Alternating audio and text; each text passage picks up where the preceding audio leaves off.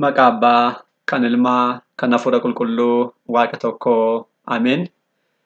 Dhiifamaa fi tolummaa isaa nuuf baay'isee Waaqayyo Abbaan keenyaa akka baay'ina cubbuu keenyaa osoo hin taane akka tolummaa dhiifama isaatti eegee tiksee hanga isaan kaatti kan nu ga'e maqaan isaa qulqulluun guddaa kan galatoomeedhaa fi kan ulfaate nuuf haa ta'u. Sagalee kana kan dhaggeeffattan maatiiwwan Waaqayyoo ijoolleen haadha keenya qulqulleettii Dubroo Maariyaam bakka adda addaa kan jirtan hundumti keessan maqaa gooftaa keenyaaf fayyisaa keenyaa Iyyasuus Kiristoosiin nagaan isin gaafadha. Akka isaatii bakka jirtanitti akkam bultanii, akkam ooltanii, akkam galgaleessanii. Ameen. Galateeffamuun amala uumaa keenyaa fayyisaa keenyaa Sillaasee kan ta'e maqaan isaa baddaa samii irratti afaan qulqulloota ergamoota isaatiin afaan qulqulloota abbootii keenyaa fi harmoolii keenyaadhaan kan galateeffamu nu birattis yeroo hundumaa qulqulluu kan ta'e maqaan isaa guddaa kan galatoomeedhaa fi kan ulfaate nuuf haa ta'u. Deessuu gooftaa keenyaa haadha hunduma keenyaa qulqulleettii Dubroo Maariyaam qulqulloota ergamoota Waaqayyoo qulqulloota abbootii keenyaa fi harmoolii keenya hunduma isaaniidhaaf akka kennaa isaaniitti gadannii fi ulfinni guddaan isaaniif haa ta'u. Egaan maatiiwwan Waaqayyoo koorsii keenyaa qo'annaa kitaaba qulqulluu boqonnaa lammaffaa eegallee akka jirru ni yaadatama. Boqonnaa kanaan guyyaa darbe kutaa afuraffaa ture kan barannee kutaa sanaan kitaabilee qulqullaa'oo mana kiristaanaa jechuudhaan qoqqoodama isaanii wajjirraan ture kan ilaalle walumaa galatti kitaabilee mana kiristaanaa keenyaa qulqullaa'oon bakka lamatti akka isaan qoodamanii. Isaanis kitaabilee hundeedhaa fi kitaabilee dhalata akka isaan jedhaman.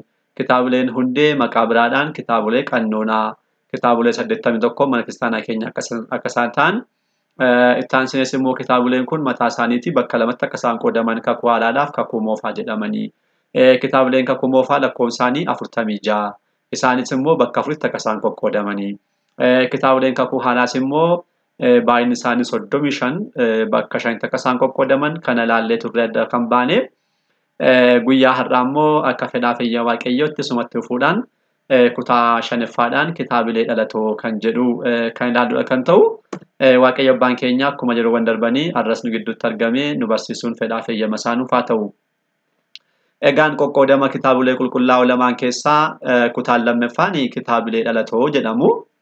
Kitaabilee hundee jalqaba kan ilaalle irratti qoqqoodama isaanii qofa keenya bira dabarreerra. Maaliidhaafidha? Boqonnaa afuraffaadhaa fi sadaffaa irratti gara fuuldaatti kan argannu kitaabilee kana lamaan waan ta'eedhaaf achitti bal'inaan itti deebinee ilaalla. Kitaabilee dhalatoodhaaf garuu akkas miti. Kana booda irra deebinee wanta hin baranneedhaaf asitti bal'isnee ilaallee darbuudhaaf yaalla waan ta'eedhaaf haala kanaatiin hubadha. Kitaabilee dhalatoo kitaabilee qulqullaa'oo lamaan keessaa tokko kan ta'e kitaabileen dhalatoon hiikkaan isaa maal akka ta'e akkasumas kitaabileen hundeen waa'ee kitaabilee kanaa maal akka isaan jedhan dabalataan qoqqoodama isaanii barumsa kanaan ni ilaallaa jechuudha. Kitaabileen hundee dhalatoo jechuun maal jechuudha kan jedhudhaa fi kitaabileen dhalatoo hiikkaan isaanii salphaadhumatti ijoollee kitaaba qulqulluu isa hundee yommuu ta'an maddi isaanis kitaabilee sana kanneen ta'anidha. Kitaabileen dhalatoo ijoollee kitaaba qulqulluu kitaabilee warreen hundee jechuudha. Achi keessaa kan ba'an yommuu ta'an maddi isaanis isaan maal jechuudha. Kitaabileen kun kitaabilee hundee kanarraatu kan dhalatanidha jechuudha. Egaan namni abbaa fi haadha isaa irraa yeroo dhalatu sanyiidhaan akka dhalatu kitaabileen kun kan dhalatan sanyiidhaan jechuu keenya osoo hin taane qabiyyeedhaan hafuurummaa isaaniitiin icciitiidhaan akkasumas yaada hundeedhaan gaafa ilaalaman kitaabileen dhalatoo kallattii maaliisaarraa kan ba'anidha. Kitaabilee hundee keessaatu kan ba'anidha. Akkasumas kitaabileen kun barbaachisummaan isaanii qabxii inni guddaan maalidha? Yaadaa fi dhugaa kitaabilee hundee keessaa osoo hin ba'iin kitaabilee kana babal'isuu qofadha. Kitaabilee hundee keessa kanneen jiran yaada akkasumas hubannoo sana qabachuudhaan waa'ee dhimma tokko qofa irratti kitaabileen hundee gara fuulduraatti ni ilaalla. Bal'inaan qabiyyeen isaanii wanta hundumaaf keessaa qabu. Seenaa ni qabu, seera ni qabu, sirna ni qabu, barumsa ni qabu, gorsa ni qabu. Kana hundumaa walitti qabatanii jiraniiru. Kitaabileen dhalatoo garuu kana keessaa qabxii tokko qabachuudhaan waa'ee qabxii sanaa qofa babal'isu. Fakkeenyaaf icciitiiwwan haa ilaallu. Iccita Sillaasee ni qabna, iccita foonummaa ni qabna, iccita cuubbaa, qurbaanaa, du'aa ka'umsaa ni qabna. Iccitiiwwan kun guutummaatti kitaaba qulqulluu hundee keessatti ibsamaniiru. Kitaabileen dhalatoo immoo maal taasisu? Iccita Sillaasee jechuudhaan qabatanii hundee kan ta'e kitaabolee hundee keessa kanneen jiran sana qabachuudhaan waa'ee sanaa qofa babal'isu jechuudha. Adda addummaan isaanii kanadha. Hundee yaadni isaanii tokko ta'e garuu isaan kun dhimma tokko qabachuudhaan kan babal'isanidha. Walumaa galatti gaafa keenyu kitaaboleen kun kitaabolee hundee kan hiikanidha. Kan babal'isanidha. Akkuma amma dubbachaa jirru kan barsan, kan hubachiisan, akkasumas kadhannaa mana kiristaanaa kanneen raawwachiisan, seeraa sirna mana kiristaanaa kan ittiin geggeeffannu, amantoonni seenaa qulqulloota irraa barachuudhaan mataa isaanii wareegamummaadhaaf akka qopheessaniidhaaf kan isaan taasisan. Qabsuurota gooftaan keenyaaf isaan keenya galanni isaaf haa ta'utti kan inni barsiise. Abboonni keenya immoo seenaa hojiidhaan kan agarsiisan.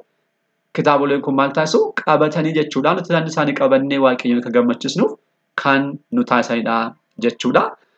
Kitaaboleen hundee kitaabolee 81dha. Yaa akkuma darbee dubbanne kitaaboleen kun hiikaa hundee malee babal'isaa kan qabatan miti. Hiikaa osoo hin taane hundee ibsaa kan ta'e qabatanii kan argamanidha. Kitaaboleen hundee ta'an kun baay'inaan kanneen jiran kun jechuudha. Hiikamanii icciitiin isaanii kan irratti ibsame immoo kitaabolee kamidha? Kitaabolee dhalatoodha jechuudha. Kitaaboleen kun isaanuma kana fakkaatanii kitaaba qulqulluurraatu dhalataniiru jechuudha. Walumaa galatti kitaaboleen dhalatoo kun dhalatoo kan jedhaman mana barumsaa keenya keessatti, mana kiristaanaa keenya keessatti jechaadha. Kitaabolee dhalatoo jechuudhaan kanneen tarreeffaman baay'een ni jiru. Kan akka qabsuuraawwan qulqullootaa, kan akka kitaabolee hiikaa, lallaba hayyootaa, ergaawwan isaanii, kadhannaa isaanii, raajiiwwan isaan raawwatanidhaa fi kan isaanii kan dirsaanotaa akkasumas warreen hafan kitaabolee hunda qabachuudhaan yommuu ta'an nuti garuu muraasa isaanii barumsa kanaan kan ilaalludha jechuudha. Kitaabolee kana kitaaba qulqulluu keessaatu kakuu moofaadhaaf kakuu haaraa keessatti jennee kitaaboleen dhalatoon haala kamiidhaan akka isaan jiran mee haa ilaallu.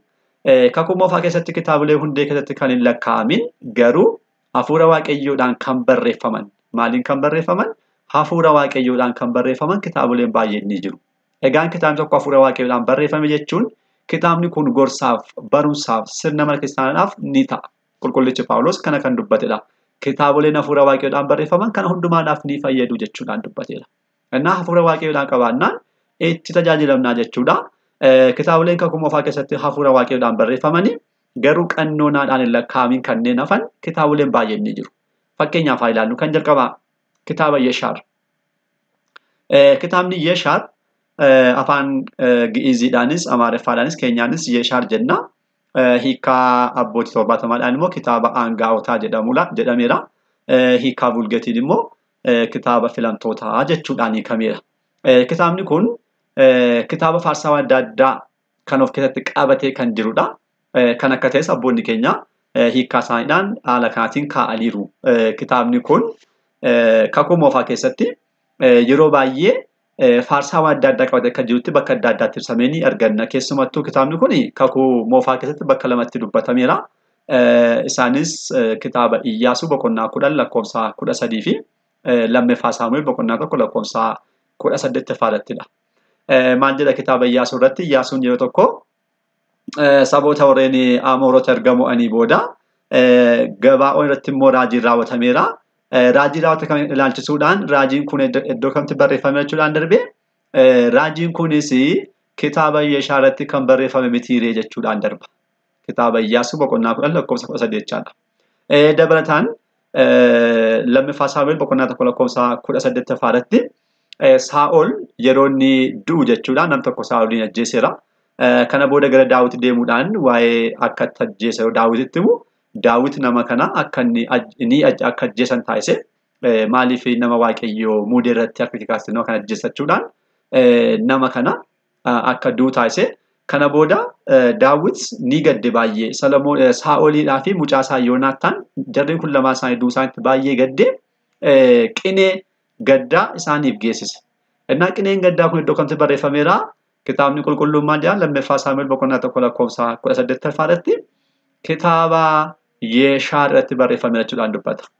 Daawit waa'ee Saa'oliif waa'ee mucaa isaa Yoonaataan qinee gaddaa kana geessise. Ijoollee Yihuudaas akka barsan ajaje. Kunoo kunis kitaaba Yeshaar irratti barreeffame jechuudhaan dubbata. Kitaabni Yeshaar guyyaa har'aa kitaaba qulqulluu keessa hin jiru. Kitaabolee qannoonaa keessa hin jiru. Garuu kitaaba gorsaaf kan ta'u, faarsaawwan kan qabatu, kitaaba hafuura waaqayyoo ta'uusaa immoo kitaaboleen kun dhugaasaaf bahu jechuudha. Lammaffaa kitaaba seenaa Solomoon kan jedhu ni arganna. Kitaabni kun seenaa Solomoonii fi waan bara sana raawwate kan inni seenessudha. Kan inni seenessudha. Tokkoffaa moototaa irratti kitaabni kun caqasameera. Waa'een Solomoon inni hafee akkasumas kan inni raawwate hunduu ogummaan isaa hunduu kitaaba seenaa Solomoon keessatti barreeffame jechuudhaan kitaabni tokkoffaa moototaa kitaaba seenaa Solomoon kana kaasee ni argannaa jechuudha. Kan biraa immoo kitaaba seenaa mootota Israa'elidha. Kitaabni kun kitaaba seenaa waan mootonni Israa'el bara isaanii keessatti raawwatan akkasumas immoo seenaa isaanii qabatee kan jirudha. Seenaa mootota Israa'el. Mootonni Israa'el seenaa waan adda addaa kan isaan raawwatan baay'eedha lakkoofsaanii yeroo adda addaatti kan ka'an isaan kun kan isaan barreessan hundumtuu jechuudha. Kan isaan raawwatan kan isaan hojjetan hundumtuu kitaaba seenaa mootota Israa'el kan jedhutti qabatamee jira jechuudha. Waa'ee kitaaba kanaa kitaabni qulqulluun tokkoffaa moototaa boqonnaa 15 lakkoofsa 23 boqonnaa 15 lakkoofsa 32 boqonnaa 16 lakkoofsa 14 bakka baay'eetti kaaseera. Mee tokko haa ilaallu tokkoffaa moototaa boqonnaa 15 lakkoofsa 23 maal jedha? Waa'ee Aasaa kan hafe hunduu Aasaanii mootii Israa'el tokko ture.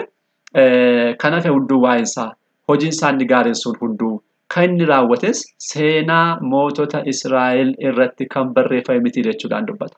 Seenaanyu seenaa mootota Israa'el kan barreeffamedha. Kun ni jira jechuudha. Kitaabni qulqulluun kanaaf dhugaa ni ba'a. Kan biraa kitaaba seenaa mootota Yihuudaa kan jedhullee caqasameera. Israa'eloonni egaa bara Roobi'aam ilma Solomoon jechuudha. Bakka lamatti akka isaan qoodaman seenaadhaan ni beekna. Bakka lamatti qoodamuudhaan nagadiiwwan kurnanii Samaariyaa jedhamuudhaan Israa'el jedhamanii ta'anii nagadiin lamaan immoo maal jedhamanii Yihuudaa jedhamuudhaan naannoo Yerusaalem qabatanii jiraachuu jalqabaniiru.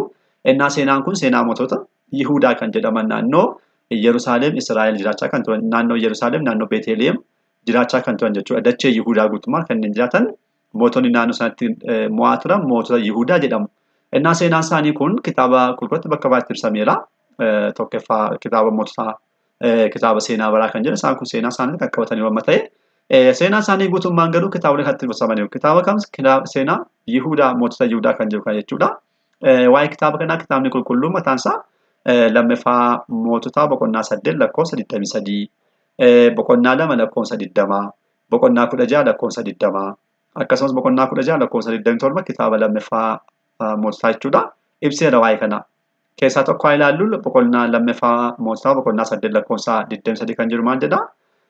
Waa'een Iyyoraam jechuun mootii Yihuudaa keessaa tokko ta'edha. Kan hafe hundumtuu kan inni raawwates kitaaba seenaa mootota Yihuudaa irratti kan barreeffame miti jechuudhaan dubbata. Innaa kunis kitaabni kun ibsamee ni jira jechuudha. Ibsamee ni jira. Kitaaba qulqulleessa yoo barbaanne kitaaba kana hin argannu. Garuu kitaaba kana kitaabni qulqulluun dhugaa isaa abbaa jechuudha. Kan xumuraa oduu Musee kan jedhu kakuu moofaa keessaa ilaallu kitaaba oduu Musee kitaaba kana qulqullichi Yihuudaan ergaa isaa yeroo barreessu kitaabni ergaa Yihuudaa kakuu haaraa keessatti ergaa tokkodha boqonnaa tokko qabdi. Boqonnaa tokko lakkoofsa 9 irratti caqasa ta'e kitaaba kanarratti caqaseera. Eenyuun? Yihuudaan jechuudha. Yihuudaan caqaseera maal jedhaa? Hangafni ergamoota Mikaa'eliin garuu diiyaabiloos waliin yeroo wal falme waa'ee foon Museedhaaf kan dubbate waa gooftaan si haa dheekkamu jedhe malee arrabsoo itti murteessuudhaaf hin kaane jechuudhaan dubbata. Kana kan barreessaa jirudha Yihuudaatu barreessaa jira. Yihuudaa jechuun obboleessa Yaa'eqoob jechuudha. Garbicha gooftaa keenya fayyisaa keenya Iyyasuus Kiristoos. Innaa Yihuudaan kana eessaa caqasaa jira jennee yommuu ilaallu kitaaba qulqulluu keessaa barbaanne hin argannu. Garuu osoo kam jira? Kitaaba oduu Musee kan jedhu kitaaba qannoonaadhaan hin lakkaa'amin garuu kitaaba jiru keessaa akka inni caqase ni argannaa jechuudha. Innaa kitaaboleen kun kitaaba qulqulluu keessatti hin ibsamne qannoonaadhaan lakkaa'ama keessa hin galle. Qannoonaadhaan kanneen lakkaa'aman kitaaboleen kakuu moofaa 46dha. Isaan kana keessa yommuu ilaallu amma kitaabolee tarreessine kana hin argannu. Hin lakkaawamne. Maaliin qannoonaadhaan? Maaliif sababni isaa abboonni keenya sababa adda addaa kaa'aniiru. Kitaaboleen kun maaliif hin ibsamne hin lakkaa'amne afaan kan jedhuudhaafi tokko kitaaboleen kuni yeroo sanatti kanneen xumuraman miti. Yeroodhaan itti barreeffamaa kan deeman. Fakkeenyaaf kitaaba seenaa mootota Israa'el kan jedhu yommuu ilaallu mootonni Israa'el yeroo tokko qofa miti kan isaan argaman. Waggoota dheeraadhaaf jiraataniiru. Daawit irraa kaasnee amma bara Yihuudoonni gara dachee Baabiloonitti booji'amatti kanneen jiran naannoo waggoota 500 jechuudha. Mootonni jiran seenaan kun barraa'aa turedha. Kan Yihuudaas yoo ilaalle haaluma kanaatiidha. Kitaaba Yeeshaar yoo ilaalle ilaala wal qabatee faarfannaa adda addaa irratti barraa'aa turaniiruna. Kitaaboleen kun hin xumuramne kan hin xumuramne immoo maalidha? Qannoonaadhaan hin galmooneef jechuudha. Hin galmoofne sababa kanaa kan ka'e qannoonaadhaanii hin galmaayin haala kanaatiin hafaniiru jechuudha. Dabataan immoo kan biraan sababni biraa abboonni keenya kaan maala seenaawwan achi keessa jiran muraasni isaanii beetele kan akka kitaaba seenaa kan jedhu sun kitaaba seenaa kitaaba moototaa tokkoffaa lammaffaa kitaaba Saamu'eel dabataan kitaaba seenaa baraa kan jedhu kan jalqabaaf kan lammaffaa irratti seenaawwan isaanii muraasni galmaa'anii waan jiraniidhaaf achi keessas kan jiru asittis galmaa'ee ni jira kan jedhamurraa kan keessa haala kanaatiin sababa kana abboonni keenya kaa'aniiru jechuudha. Kanadha malee kitaaboleen kun kan hafuura waaqayyoo waan hin taaneedhaaf miti. Kanaaf kitaaboleen kun hafuura waaqayyoodhaan kan galmaa'an waan taaneedhaaf kan barraa'an waan ta'eedhaaf gorsaaf ni fayyadamna. Sirnoota adda addaadhaa barachuudhaaf, seera adda addaadhaa barachuudhaaf, waa'ee seenaa abbootii keenyaadhaa barachuudhaaf, akeekkachiisa adda addaadhaaf kitaaboleen kun maal ta'u ni tajaajilu jechuudha. Kanaafuu isaan kun muraasni kitaabolee dhalatoo kanneen kakuu moofaa keessa kanneen jiranidha. Gara kakuu haaraatti isaa dhufnuuti. Kakuu haaraa keessattis immoo duukaa bu'oonni abdiin dursee kenname Kiristoos gooftaa keenyaa fayyisaa keenya Yesuus Kiristoosiin raawwachuusaa yeroo ibsan waa'ee kanaa waa'ee kitaabolee dhalatoo jechuudha bal'inaan kaasaniiru. Isaan kana baay'ee nutti dhiyeessuu waan danda'aniif kutaattaa nutti qabannee haa dhiyaannu. Har'aaf asumatti nu haa ga'u abbaa sagalichaa kan ta'e waaqayyo abbaa keenyaaf galanni ulfinni guddaan isaaf haa ta'u. Kutaattaa nu hanga deebinutti nagaa waaqayyootiin turtii gaarii galanni waaqayyoof.